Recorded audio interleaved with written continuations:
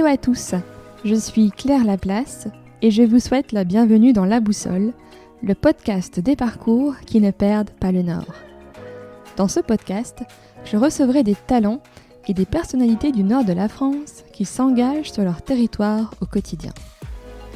La diffusion de nos conversations débutera le 2 septembre. D'ici là, je vous propose des épisodes en solo sur la thématique de la lecture, le Book Club de la Boussole et le Book Club Kids de la Boussole. Mon souhait est de partager avec vous les livres qui m'ont marqué et de vous donner envie de vous plonger dedans si le cœur vous en dit. Je poursuis cette thématique du Book Club avec 3 romans et un peu de poésie. Le premier roman est Checkpoint de Jean-Christophe Ruffin. L'action se situe pendant la guerre d'ex-Yougoslavie. Le roman est à mi-chemin entre road movie, thriller et roman intimiste, tant les tensions ressortent dans ces lieux confinés que sont les cabines des camions. Maud, Marc, Alex, Vautier et Lionel traversent la Bosnie au volant de 2 camions d'aide humanitaire. Au fil du récit, les motivations des uns et des autres se révèlent. Je ne vais pas vous dévoiler l'intrigue. Il est certes question de guerre et d'engagement, mais ce livre est aussi un récit sur l'amour qui déplace les femmes et les hommes, qui les emmène vers des engagements insoupçonnés. Si ces thématiques vous parlent, alors, comme moi, vous lirez avec plaisir ce roman, véritable page-turner. Un livre excellent, sur la plage, au bord de la piscine ou dans le calme d'une clairière. Le second est Moi, Tituba, sorcière noire de Salem, de Maryse Condé. J'ai lu ce livre il y a quelques mois, suivant les recommandations de La Poudre, dans sa série d'épisodes sur les sorcières. Avant de découvrir que ma maman avait en fait tous les livres de Maryse Condé dans sa bibliothèque. Ce livre est une forme de réponse ou de suite à la pièce d'Arthur Miller, Les sorcières de Salem, The Crucible en anglais, où le personnage de Tituba est abordé en surface. Ici, Maryse Condé imagine sa vie, de sa naissance à la Barbade, son départ pour Boston, puis Salem, avant de retrouver sa terre natale. J'ai dévoré ce livre, cette vie d'une femme, dans une époque où l'esclavage était le lot quotidien des Africains envoyés par bateau vers les côtes américaines. Une époque aussi où la peur de tout, la méfiance des hommes entre eux, entraîna le funeste épisode du procès des sorcières de Salem.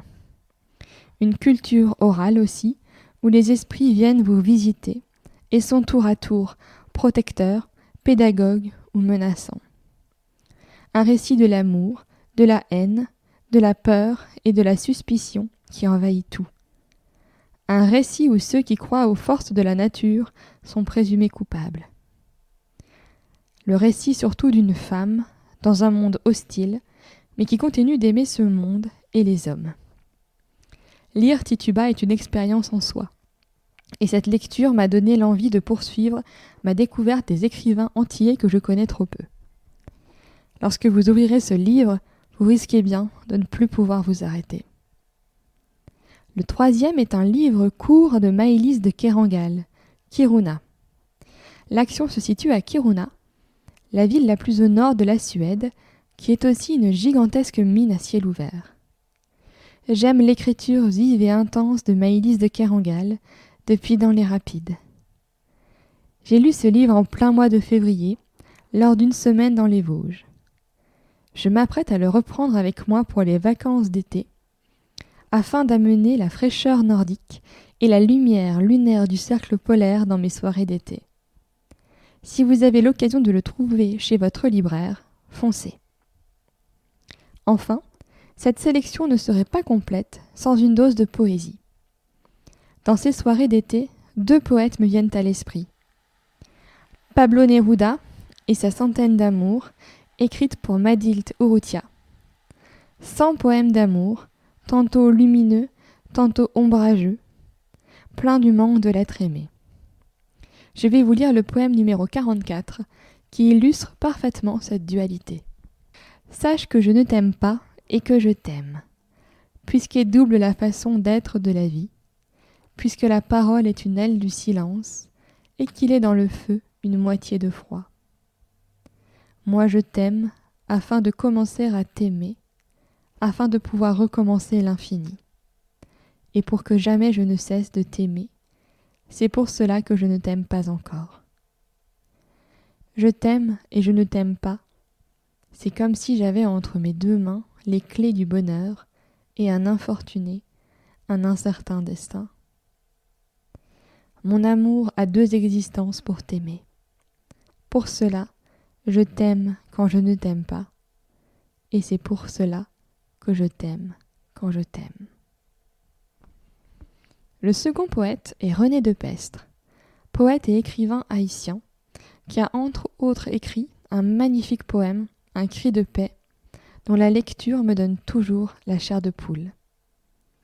Lire la poésie de René de Pestre est intense et brûlant.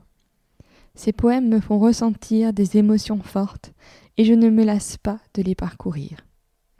Je vais vous lire quelques strophes d'Un cri de paix. Tu ouvres ce soir des yeux merveilleux. Tu regardes les hommes, la terre, la vie. Tu as des yeux sur tout le corps. Ta bouche regarde, tes poumons aussi.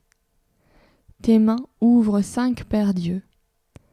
Ton ventre, ton sexe, tes pieds, par la vue prennent possession de l'écorce somptueuse du monde. Ton destin regarde. Tu veux tout voir. Tu veux être pierre avec les pierres, arbre avec les arbres, rossignol avec les rossignols, humain avec tous les humains. J'espère que ce second épisode du Book Club vous aura plu et peut-être permis de faire de belles découvertes. Je poursuis le Book Club avec 2 épisodes sur des idées de lecture pour les petits enfants afin de profiter des vacances et préparer tranquillement la rentrée.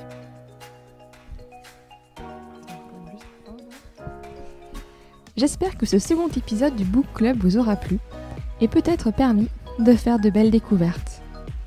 Je poursuis le Book Club avec 2 épisodes reprenant des idées de lecture pour les plus petits afin de profiter des vacances et de préparer tranquillement la rentrée. Je vous dis à très vite à l'écoute de la boussole.